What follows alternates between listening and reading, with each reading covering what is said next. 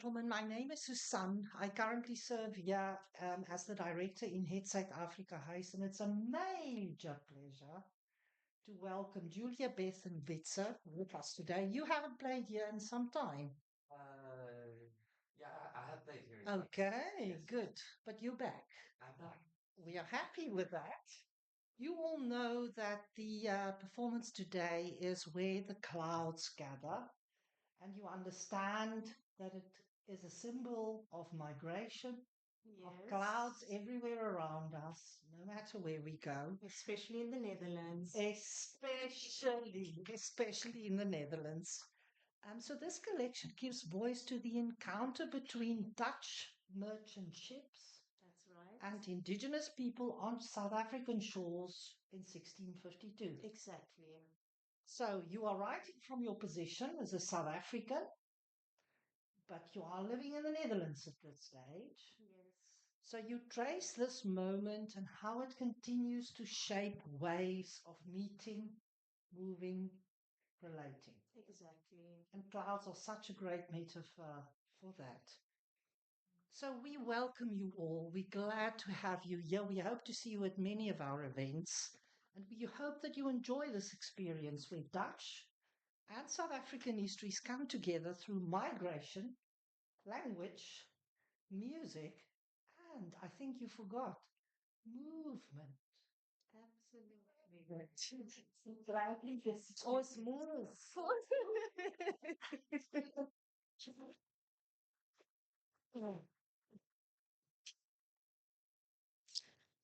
Thank you for being here. Welcome.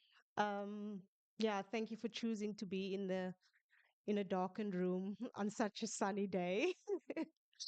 Yeah, thank you also to the house, to Zuid-Afrikahuis, Onze Huisie, for opening your doors. And I think since 1880, the doors here have been open, right? It's time. The institution is 100 plus years. It's a long time. And also a long time to be a bridge between the two places. And also, yeah, historically, also for the descendants of the Dutch in South Africa, which eventually became the Afrikaners. And my family also speaks Afrikaans. I am from an Afrikaans household, but definitely a dialect that is lesser known, and it's called Afrikaans. And that is the version of Afrikaans that is spoken largely on the Cape Flats, in a ghetto neighborhood, which was a formerly segregated neighborhood where I come from. So, yeah, thank you. It's significant that I get to be here and play a part in widening the voices that are allowed to take up space in colonial houses like this. So, I appreciate. Thank you for your time and your ears. Oh, daar lê die klokkie.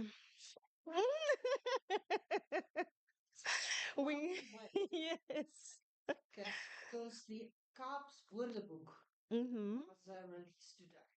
Oh, really? Kaap Standard Afrikaans English Dish. That is so good to know. What an alignment. Welcome. We love latecomers. We can relate. So I was introducing, indeed, the title, as you mentioned, is Where the Clouds Gather. And I learned of the meaning of this title. Yes, come have a seat. I learned of the meaning of this title in my research for this poetry anthology, which really springs from my own migration story. Um, Where the Clouds Gather is the name that was given to the indigenous people, not to the indigenous people, by the indigenous people to the southern tip of Africa, where two oceans meet. It's the warm current of the Indian Ocean and the cold current of the Atlantic that clash right at the tip of Africa and result in these dramatic clouds. So to call it Hoiqeb, which means where the clouds gather, is an observational name. It's a name that comes out of a relationship with the land. It's a name that, yeah, observes. And yeah, I thought that was a perfect, yeah, a perfect metaphor for also or a clue into the nature of the people who were nomadic tribes and who moved around and were able to observe. It's now what we know as Cape Town. When I moved to the Netherlands in 2011, which is nearly 15 years ago now, I arrived in the Dutch countryside in Geldermalsen. Has anybody heard of Geldermalsen? Thank you for asking. It was a culture shock, to be honest, because I come from Cape Town, which is a city environment. It's quite urban. And moreover, I come from a ghetto neighborhood in Mitchell's Plain, Lentegeur, where there was lots of noise, lots of proximity to other bodies, lots of traffic, lots of things going on. Like the drama of the landscape is also in the people and the food, the flavorsome food as well. So there's a lot of sensory impressions when you come from a place like Cape Town. To arrive in Gelderland, uh, the thing that shocked me the most was the quiet. To be honest, the absence of noise, the absence of seasonings, the absence of warmth, and also the vast flat lands. Few cows, lots of mist, vast expanse. The proximity to other bodies was also just completely different. You'd barely see people on the streets. So I think if there's something that I really had to get used to, it was that dropping into that quiet and that vastness of the flat lands. What it did have in common, though, the Netherlands is also a land that has a relationship with the water. It's below sea level. So, as was captured by the great Dutch painters, this is also a place where the clouds gather, and quite dramatically so, especially when you do have those vast expanses and those flat lands. You have a much larger view of the sky, and I wasn't really used to that. Everything is on top of each other where I'm from. But the space of the countryside, this massive canvas of the sky, and all the drama of the clouds put me in a psychological overlap um, of the clouds gathering, and which made the poetry write itself in the end. And that is where it comes from. Mm, like you were mentioning, Suzanne, the moment that the poetry is really written about is the meeting of now what has become my two homes, the Netherlands and South Africa. Um, in 1652, April, mind you, the first Dutch fleet of ships approached the shores of South Africa, and in my mind, you really have to picture it. It's the ocean, the shore, Table Mountain, the ship, its sailors, all the sea creatures, the tribe, and all the elements around it in the unseen. Something that came to me as when I started to live in Amsterdam. I was taking a lot of walks around the city, and I realized that even in that moment in 1652, there are patterns that repeat, and I felt very connected to that moment as part of the unseen. Of course, I wasn't there, but my ancestors were. I spring directly from the clash at that meeting point that all those years ago. My identity springs from there, and when I finally arrived in Amsterdam from the countryside, I felt that rhythm again. I was like a city, an urban environment. The trams were like the taxis in South Africa. From hooting, you have dinging of the bells. There's iron on iron. There was noises, people from many different places, so diverse. Another sensory, not assault, but to caress almost. I felt again overwhelmed and right at home. I was like, okay, this I can deal with. It's not foreign to me. And during that time, I would walk these canals, exactly these ones. And you know how the Dutch open the windows or don't have curtains, basically. You can look directly into these canal houses. And I would all those years ago, and I would see like the chandeliers. You could catch a glimpse of the chandeliers. You would catch a glimpse of a family at a table having dinner, candles, beautiful artworks, like everything that we see here. You can glimpse from the street, and people share that image with us as you walk. And I was like, wow, I'm going to be a part of this lifestyle.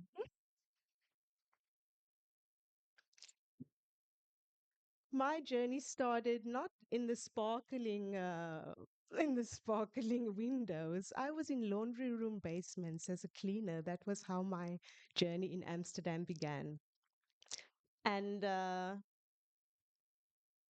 it was quite a contrast. I- Another picture, I was downstairs, darkened laundry, all the joy and happiness upstairs,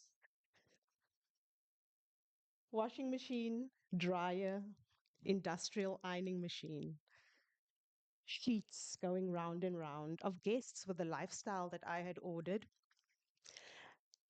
taking out the washing, putting it in the dryer, folding it in a certain way, putting it in the industrial ironing machine, the steam rising to give me a facial, which still keeps me young, washing, dryer, industrial machine, the facial. And as you can imagine, it was quite repetitive, and I needed breaks often from this. And what I did in those days, I was just learning to cycle as well. I would cycle to the different neighborhoods. And quite close by, there is the neighborhood of the Scheep, where you have the Scheepvaarts Museum. And on one of my break times, I was cycling, and it's quite nice by the water there, by the A. You have the OBA, uh, the library, and you have the A, the water, and then out of it rising is this monumental white building rising out of the water, and it looks a bit like a skull in its bone white facade. And outside of that Scheepvaartsmuseum, the Maritime Museum, where they celebrate hundreds of years of Dutch seafaring, in front of it, for the first time, I saw the replica ship of the VOC from the 17th century. And of course, at that time, there was little discourse about it, a little bit less discussion about what that means. Like now, I think most people accept and at least can talk about how provocative an emblem, a site like that is to see a 17th century colonial ship, especially as a South African, especially as a South African of color or any South African who knows what it is like to be from a former colony and that we were that. So I don't know if anybody had been earlier, well, last year had been to Sail. Okay. So sale is this, it happens every 5 years. They celebrate international seafaring history. And all those old colonial ships from the 17th century, they sail on the A. And you can see them in all their glory. And especially because the A is quite narrow and the ships are quite tall. And you're in the middle of modern day Amsterdam, you're immediately transported when you look up at these skyscraping ships, and they're quite imposing, and it's a celebration, and there's lots of marketing and products being sold around it, and it's a it's a celebration of everything that they created, from colonialism from the 17th century right down to the capitalism which sells the products all around it at that time. And it feels like a party here. It's like King's Day. And what I felt once again was the same feeling that I felt when I saw the replica ship for the first time. It's not just a celebration, though the ingenuity of having built those ships, wooden ships by hand with so many hands, is undeniable. But as somebody from a former colony, you also wonder, where is the space for grief?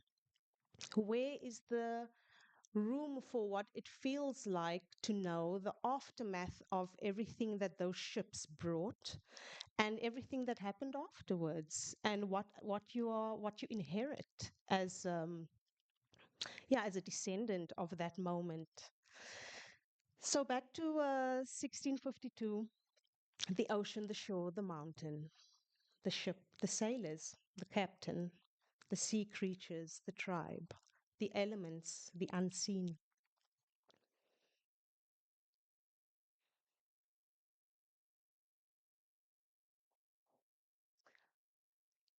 And me in the unseen as well. I imagine that I'm a part of that moment through time travel. As I was standing in front of the Scheepvaartmuseum, in front of the replica ship in modern day Amsterdam, with my 2 feet alongside the dock of the A and in sneakers, I really time traveled back to into the body of the captain standing on the ship. And I saw in my imagination his perspective of what it must have been like to approach this unknown shore, yet another unknown land, yet another unknown people. From there, I time traveled into the bare feet of one of the tribesmen, and I imagined what it must have been like for him, her, them, to see dots on the horizon coming ever closer and closer and taller. And I imagine what the sea creatures must have seen. And I know the feelings that I had many years later as a descendant of that moment, standing in front of the Scheepvaartmuseum. And that introduces the first poem called Rebirth.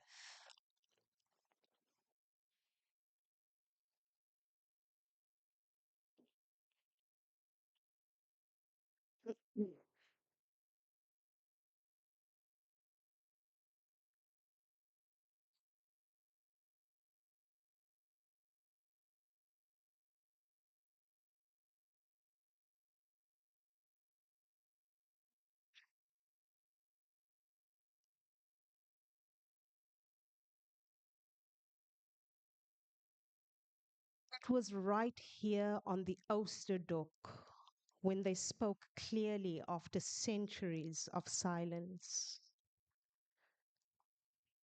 It happened when I first saw this ship, imagining its billowing sails, my breath caught on the wind. Something inside and outside me mingled, and I couldn't distinguish where my breath stopped and the outside air began. Breathing in and out slowly didn't help. The air was a sack of stones weighing me down. I gasped for its lightness as though underwater. I tried to move, but my limbs moved much slower than I intended. Something inside me was giving in to gravity, pulling me in directions disconnected from my mind, as though I was caught in some unseen undertow of waves, not of my making. An invisible current I was a part of, a drop in a wild ocean pulled by tides, pulled by times, caught up in lives long dead, still inside my chest. All they wanted was rest. In my young body, I feel their struggle for air. I feel their punches underwater, their fire, and their search for home on this earth. Pulled to the Netherlands by an unknown current, I am their rebirth.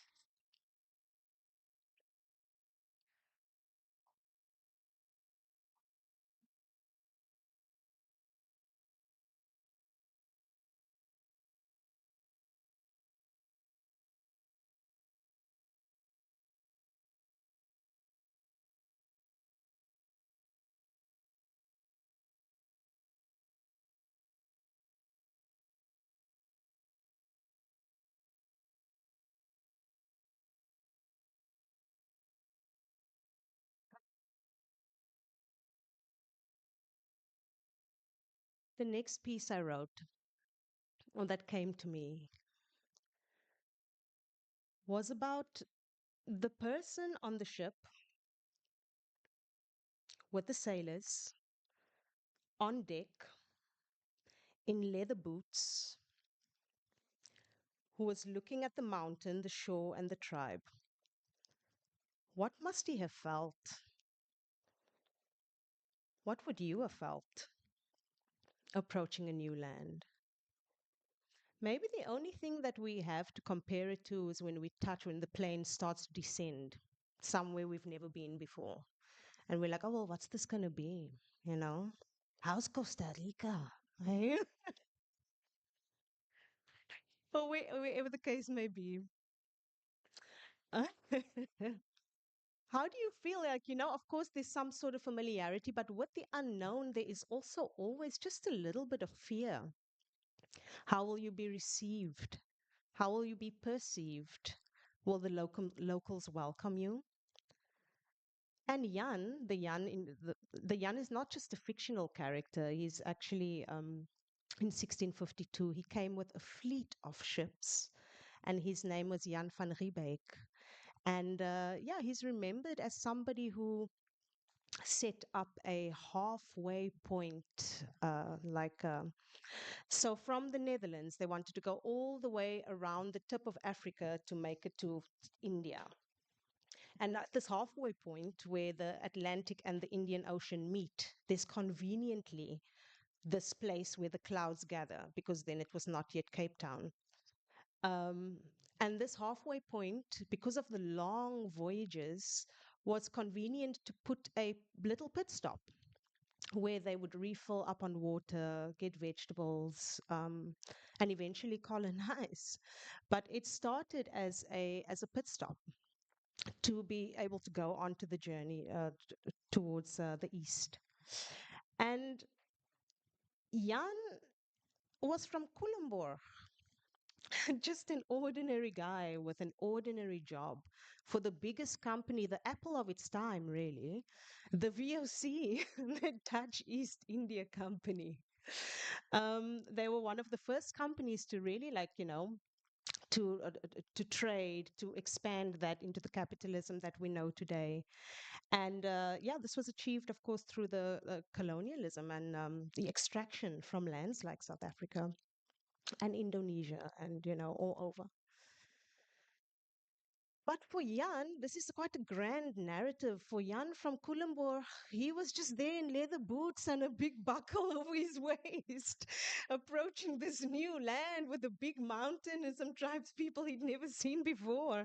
And I think he must have been shit scared, because that's human. I think we all would have been. And often when we encounter difference or a new place, there's a choice. With any choice, with any encounter, there is a choice between the core vibrations, which is love or fear. And every time we meet something new, every time you meet a new person, every time you join a new institution, you get to choose again and again. Love and embrace and allow and vulnerability and transformation, or fear and closing down, dominating, and not taking in any information at all, just you and your own energy. And I think as Jan stood there,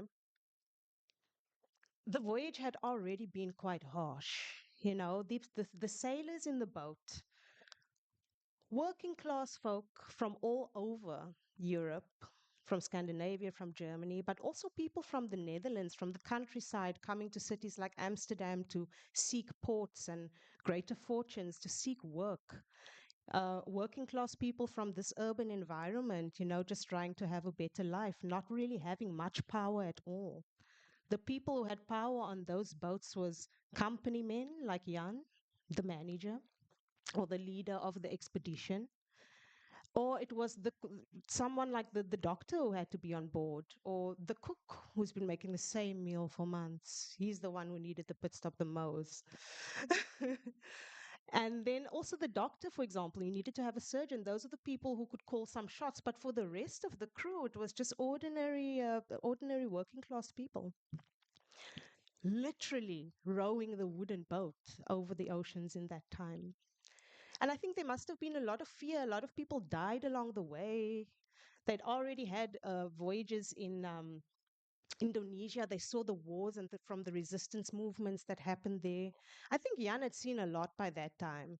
These days, you'd call it PTSD, like what he would have experienced on that boat, on that ship as he approached the unknown. Um, and for a moment, the poem that I've written imagines being in his body. Maybe I should just read it. I think I'm going to do that. Over explaining. But it imagines being in that scene, hovering over that scene, and being in his body and having an experience, which the poem explains.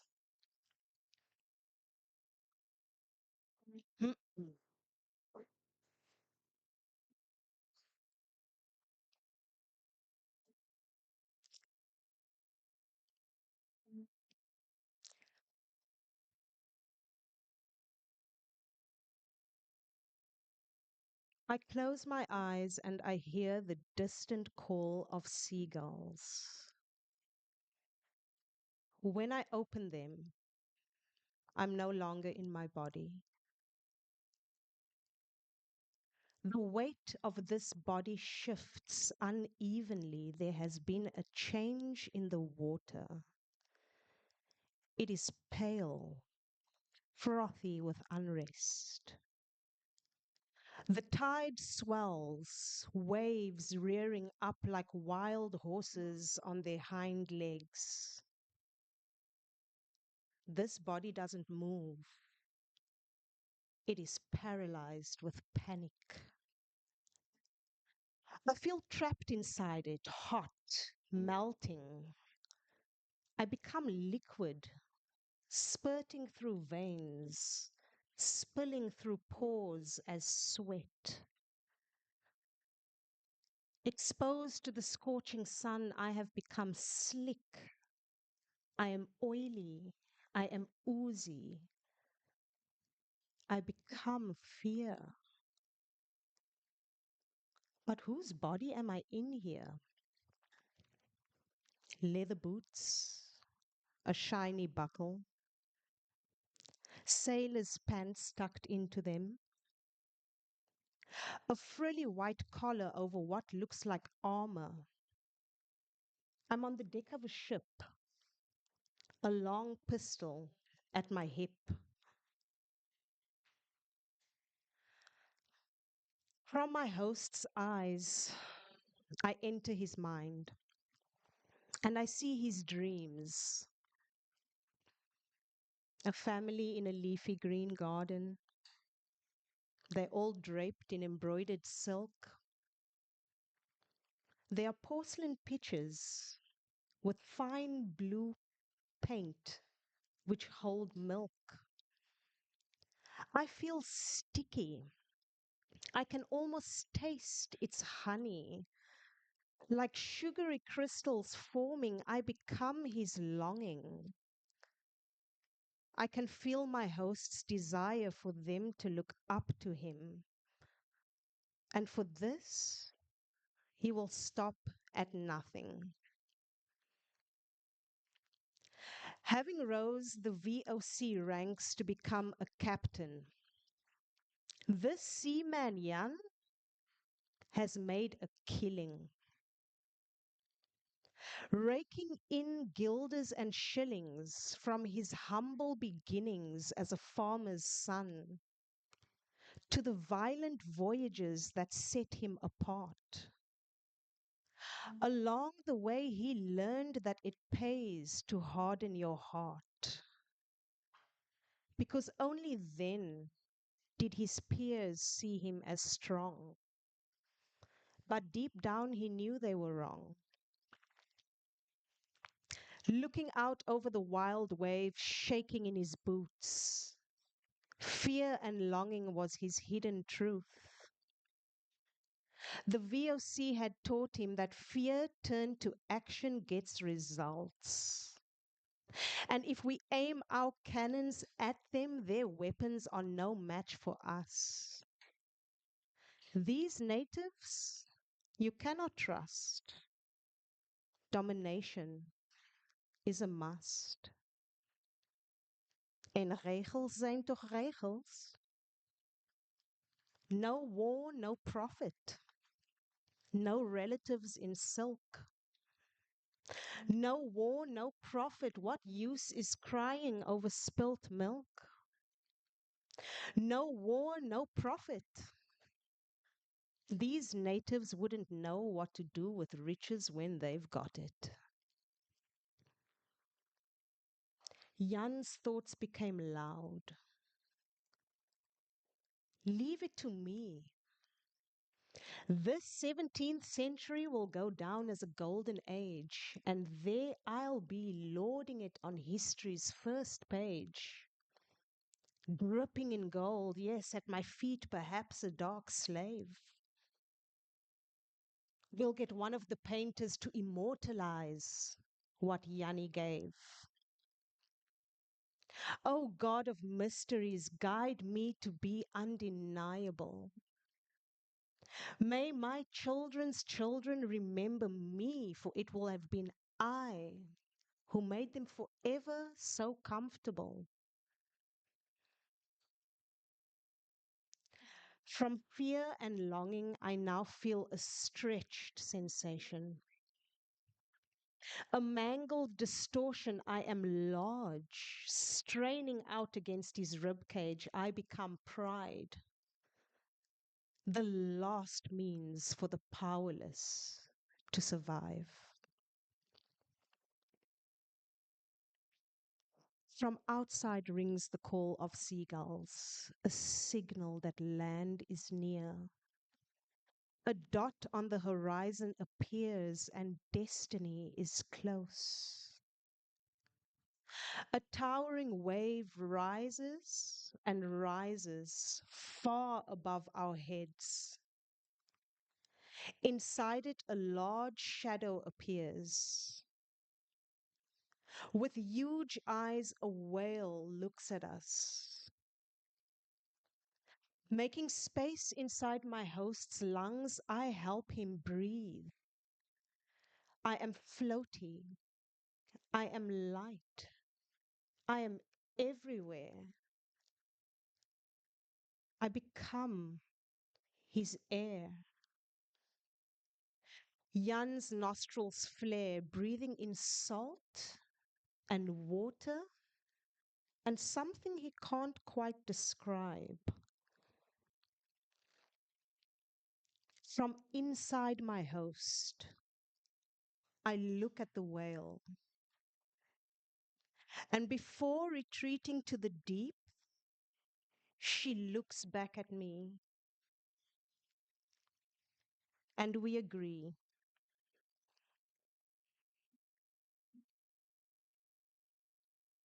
Suddenly the waves settle and the sea becomes calm. Storm clouds part and the path to land becomes clear. The surf draws near. Soon Jan and this ship will reach the shore and experience all that this new land has in store.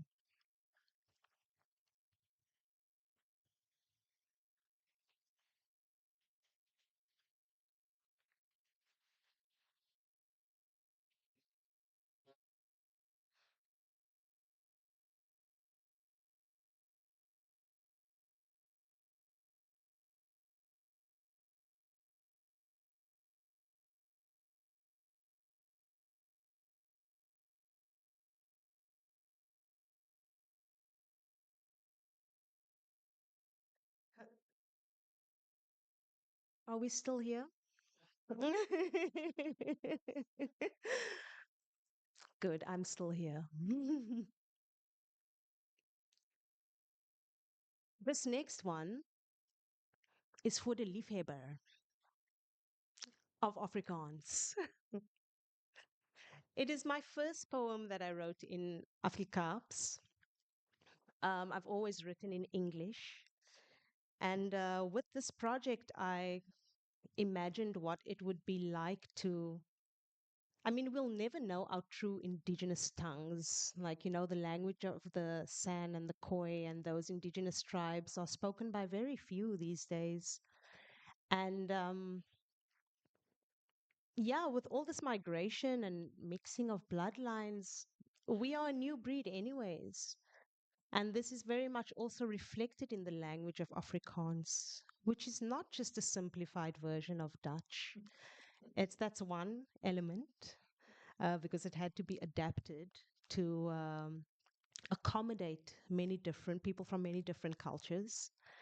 And but actually, the language you can trace. The language is spoken in Indonesia in there.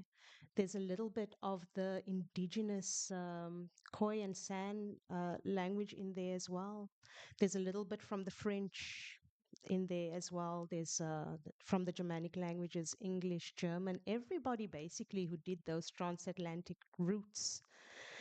And yeah, Afrikaans, the dialect that is spoken in Mitchell's Plain or on the Cape Flats where I'm from, is yeah, something that especially as an English speaker, from little, I was raised in English, is something that I always had a bit of a distance to. Um, Everybody around me was speaking Afrikaans, but my mom really decided, especially since apartheid was ending, she was like, okay, well, we're going to raise this last born in English. And I was the only English speaking little one in my household, which empowered me in some ways. It prepared me for the life I would eventually lead in an international life, but it also isolated me from the kids in my community, my immediate community. So I grew up with that distance to Afrikaans and like it's not for me. So for me to have written my first poem in Afrikaans, to have taken the liberty to claim it, um, yeah, really liberated me. The person who speaks it is the character Automato, or is also known as Harry die Strandloper. So, if we have our scene, the waves, the shore, the mountain, the ship, the sailors, Jan. Then you have the chief of the tribe, Auchumato, bare feet in the sand. And you know this image, those classic paintings of that meeting point. Maybe you've seen it in the Rijksmuseum, where the Dutch arrive and they have all this material around them. They have not only the wood of the ship and the iron of the ship, but they also have armor and they have fabric and they have frills and they have leather and they have buckles and they have pistols, and there's so much material around them floating in the ocean, sailing the ocean. And then the vulnerable tribe in little loincloths and like a string of beads on the other side. That is the image, and image is very powerful. It communicates a kind of vulnerability which I question. I wonder, this tribe who had been in relationship with the land for so long, who knew its rhythms, who could tell the weather, who who was reciprocal with the mountain, with the kinds of animals that were there, who knew the herbs. Those, by the way, is what I think was stolen from us. This relationality to the land by superimposing a city before it was at that stage.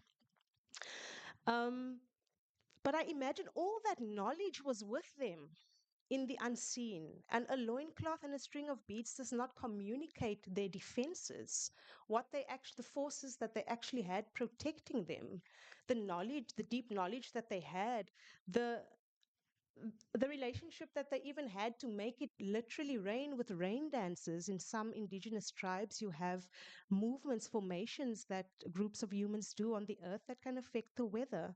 So I do not imagine them defenseless. And this poem imagines a space where Auchumato, the chief of the tribe, similar in age to Jan, actually, they're really from the same era, um, yeah, where he was the first line of defense and he was in a protective position with his tribe on the beach. And the poem is called, it's a question. Wat is jou naam?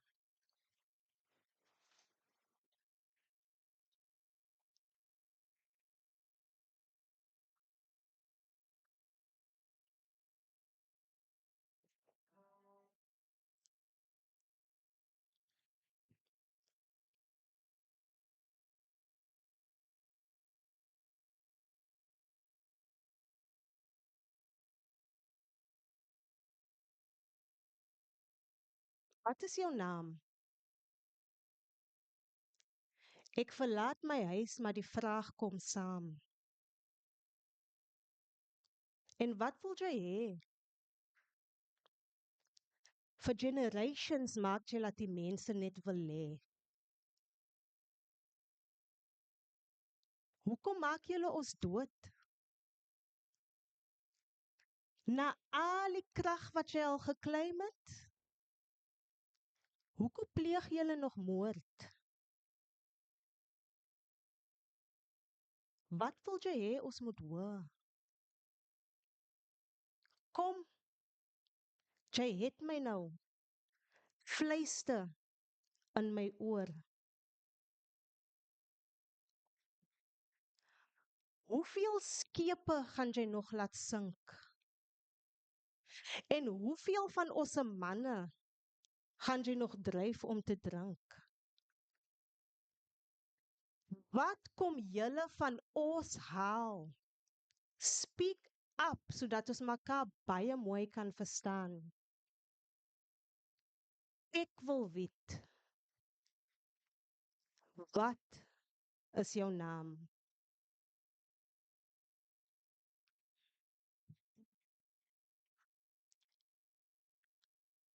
Ubani igama lako Qami? Ufuna ntoni uyan? Ngubani igama lako Qami? Ufuna ntoni uyan?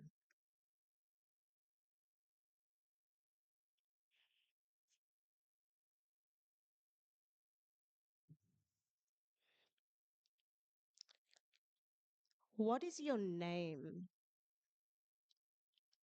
The question came again. And what do you want? You've been here for generations. Why do you kill?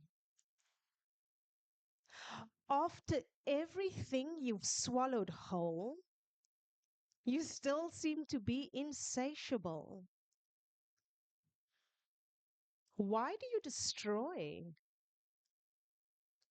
What was the use of sucking joy before it had the chance to bloom? What do you need us to hear? How many more ships will you sink? How many more men will you drive to drink? What did you come to claim? Why are you here? And what is your name?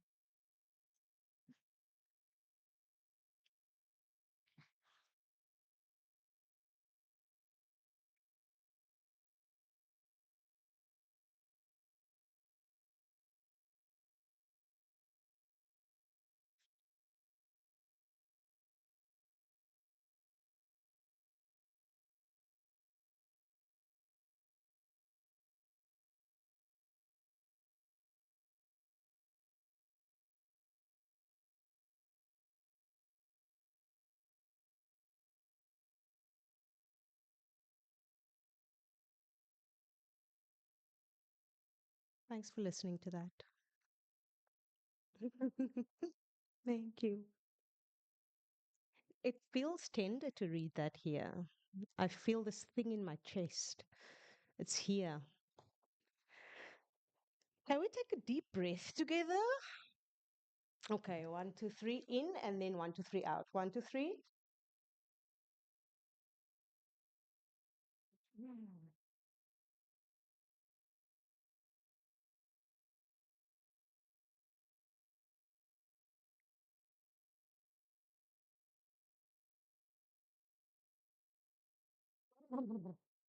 Thank you. Oh, not the emotional labor.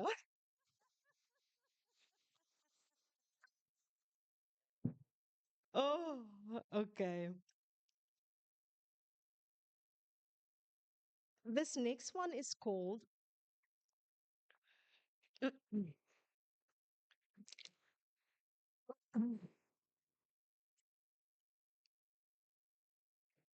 Let Them Come.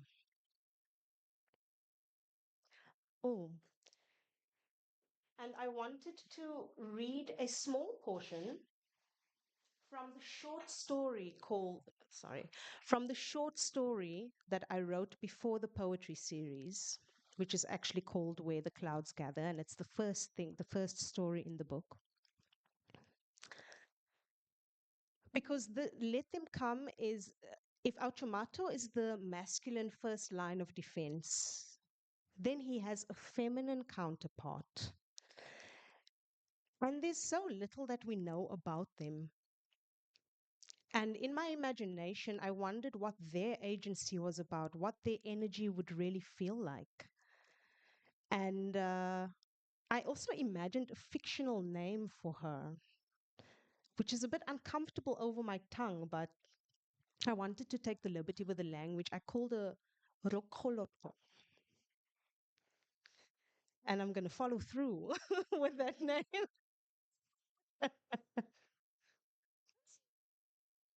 A short excerpt.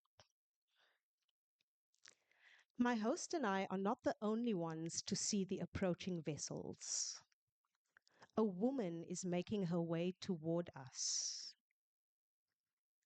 Let me take a moment to say the illustrations of indigenous women of the time do not do them justice.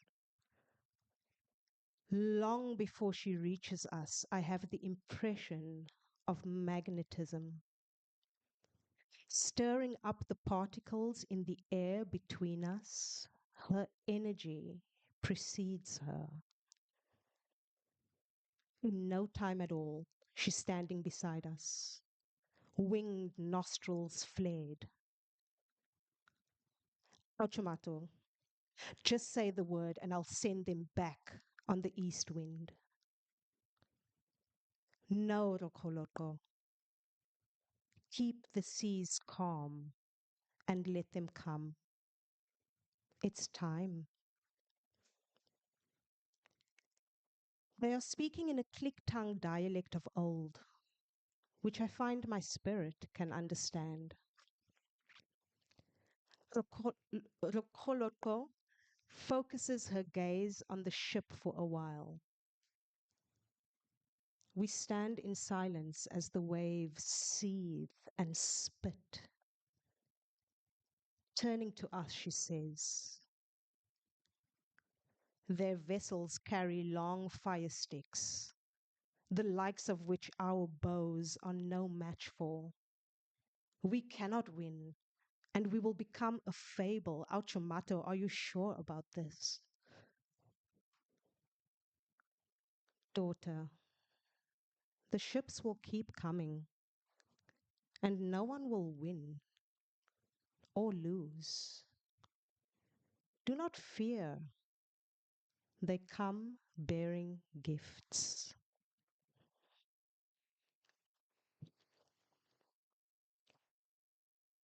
Since I wrote that, every time I read that line about they come bearing gifts,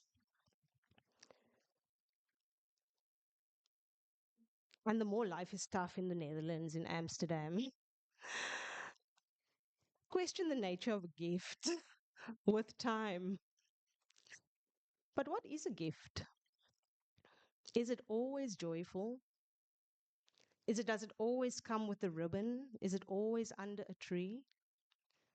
Or can it also be somebody handing you a box of darkness that changes you and leads you onward in your journey?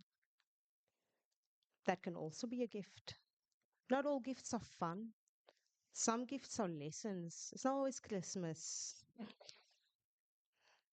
Some gifts are not easy on the stomach.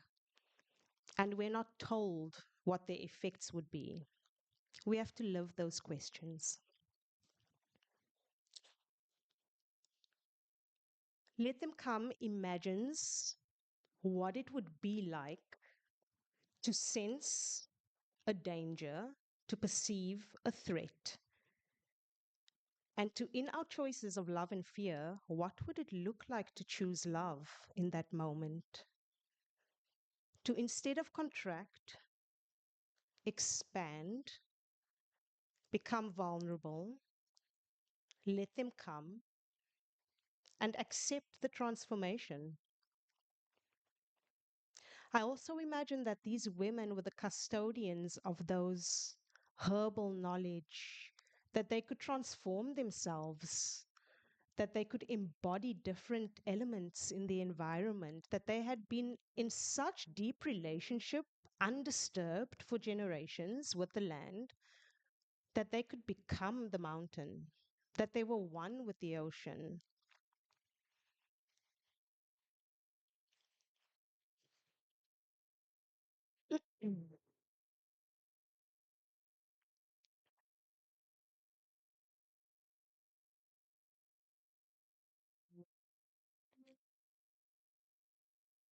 I become the eyes of the mountain. I range out in a half moon shape facing toward the sea. Multiple tribes and their cattle spread out over me. They offer me their thanks, their hymns carried on the winds. In gratitude, I hold predators in balance, for they too are our kin. I close my eyes and I'm back in human form. With every transfiguration, I am reborn. I put one hand on my belly and the other on my heart. Letting air into my lungs, I am ready to start. For there's work to be done with the tribe at the beach. We have come to give thanks for the two oceans that come together at our feet. For this bit of coast is where the clouds gather, formed from a warm and a cold current clashing into each other. We sing to the currents until the water begins to rise. We release flowers to the waves so the sea knows that all of her is embraced. Her calm, her terror, her ever-changing face. In the purest of gratitude, she smiles in swirling white clouds. And as we pray and dance, we shake the rain out. And as we pray and dance, we shake the rain out. The storms are what keep the ship sailing past. We've seen them for generations. Their long voyages are harsh. But now, what comes here? The tide has turned, the sea is red, and the water has burned. What comes here? The tide has turned, the sea is red, and the water has burned. This is how we transform. We close our eyes and become the flight of the seagulls. Soaring in formation, we call out in unison above a struggling vessel. This ship houses the energy of a faraway world. The smell of fear turns the waves black. There's a man on deck, paralyzed, looking out to sea. There's something inside him that calls to me. I open my eyes inside the gaze of a whale. Swimming towards the ship, I meet the man at eye level. Inside him, I sense a girl. Experiencing multiple transformations, she gasps for air.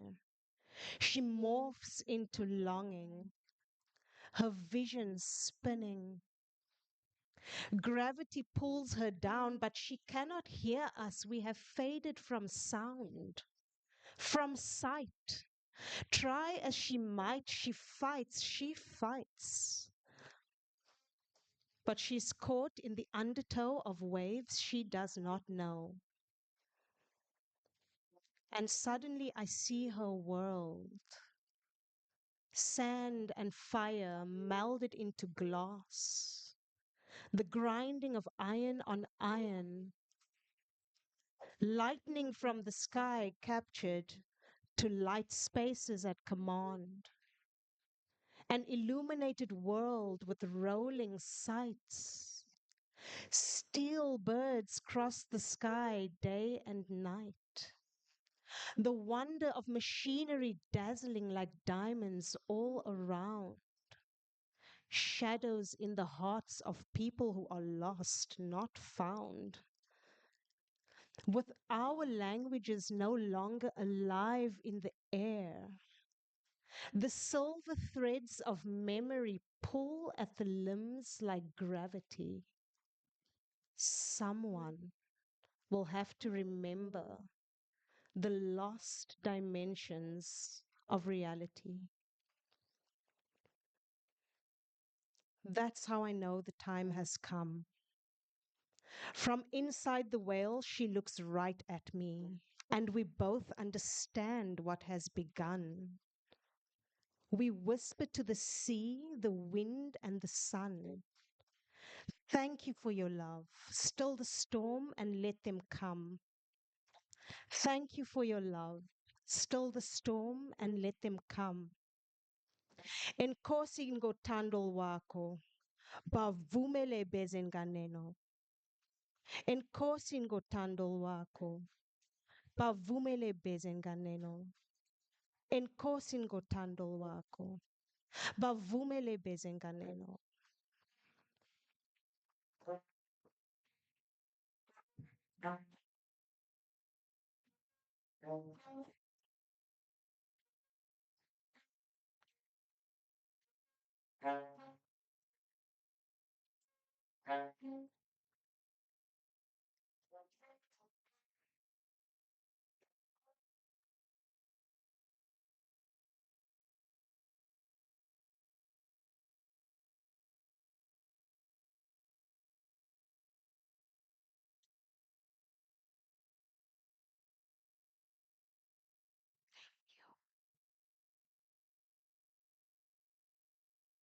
Okay, so now it's time for the last poem.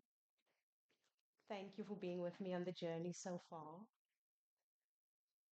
This one is from me as a city dweller, as a migrant, as someone at the intersections, and as someone who has called this home for more than a decade. And the piece is called Dear Amsterdam. And this is my message in a bottle.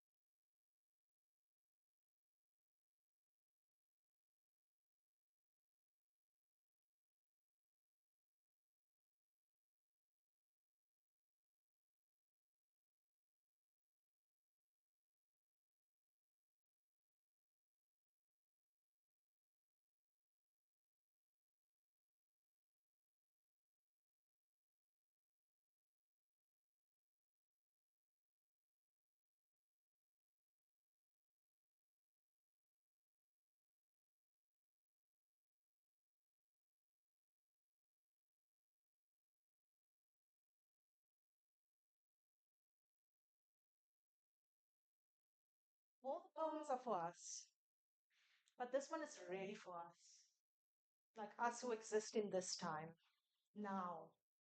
We're not in 1652, we're not in 2002, but we are here. And I know we all are from different places. If not you, if you haven't made the move, maybe your mama or your mama's mama. But we are all migrants. And dear Amsterdam speaks to us. If God is change, then like clouds over the planet, it's the people that rearrange, landing in dry places as rain, so that we might have a chance to need each other again. On the banks of the Amstel River, just a few meters below sea level, there lies a civilization, world famous for its history of voyages overseas, and now its residents from many nationalities. Immigration has been a part of this land for centuries. And so it's not a wonder you and me are together here. From South Africa, from Sweden, from Hanover Park, from Geldermalsen, from Bussum, from Bristol, from Tehran and Turkey. Amsterdam has long been not only a place from which to leave, but a place to stay. And since the Middle Ages, the gates of the city have kept its center safe. The first refugees were fleeing religious persecution. And these streets said, maar waarom zou je niet je eigen mening mogen uiten? And so the soul of this land was shaped to protect that which wants to be free. And this spirit also applies to the dynamic between you and me. Countries don't exist, not in the way that people do. We are residents by relationships, and the land knows that too.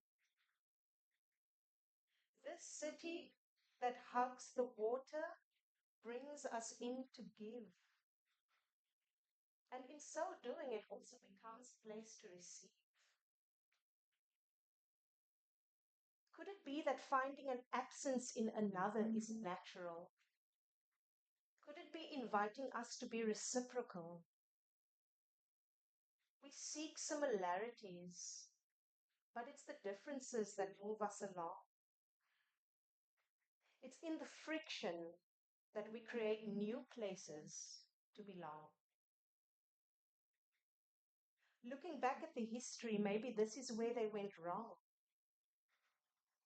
Because one of the buildings along these canals say, de zee scheidt de volken. Scheepvaart brengt bijeen. The sea separates people, and seafaring unites. But it was a deep fear of difference that caused the divides. Because what they were looking for, those first voyages, abundance, balance, joy, it already existed in foreign lands, just in a package that they didn't recognize or respect, so they chose to destroy. Rather than risk vulnerability and transformation. And this, to me, is the tragedy of colonization. It is the missed opportunity to encounter difference and exchange. Because true legacies are not built on the riches that we hoarded, but it will always be on what it is that we gave. And if the indigenous could speak today, what might they say? Nomads would know that movement is a natural force of reciprocity. Just like clouds over the land carry secrets from the sea, people cross continents with identities to give, to receive, and to stand out. For the master's tools will never dismantle the master's house. Take something else to bring about change. Opposites transform each other. Because of you, I'm no longer the same. Because we are here together, the winds know our name. And this is the work of ancestors to support change by witnessing, by receiving, by giving thanks. And when I say, can I get 2 claps? Mm-hmm.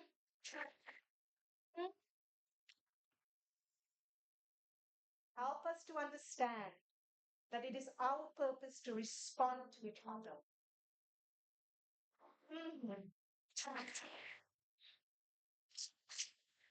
Thank you for a place as part of a whole. Thank you for the space to be an individual. Thank you for the perfection that I cannot perceive. And thank you for the opportunity to cultivate this belief. We are water, earth, fire, and air. Vibrating, moving, changing, reciprocating, remembering, gathering. This is what makes a home. And a sense of belonging is not created alone.